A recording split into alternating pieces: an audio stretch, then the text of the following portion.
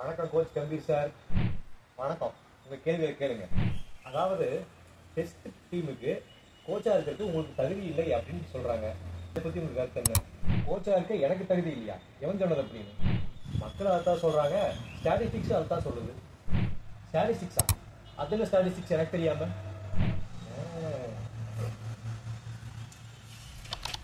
அதாவது நீங்கள் சீனியர் நேஷன்ஸில் பெருசாக ஒன்றும் பர்ஃபார்மன்ஸ் இல்லை பிளேயராக இருக்கிறப்பவே. அதுலேயும் குறிப்பாக ஆஸ்திரேலியாவில் வெறும் 22 தான் ஆவரேஜ் எடுத்திருக்கீங்க. இங்கிலாண்டில் இன்னும் மோசம், வெறும் 12 தான் ஆவரேஜ் எடுத்திருக்கீங்க. ஒரு 50 கூட கிடையாது உங்ககிட்ட.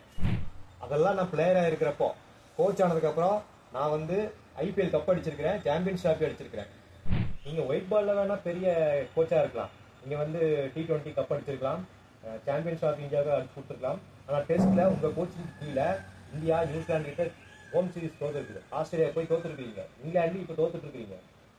எல்லாம் எங்களுக்கு தெரியும். இந்த தடவை இங்கிலாந்துல கப் அடிச்சு மூஞ்சியில் சாணி காய்ச்சி ஊத்துறதா.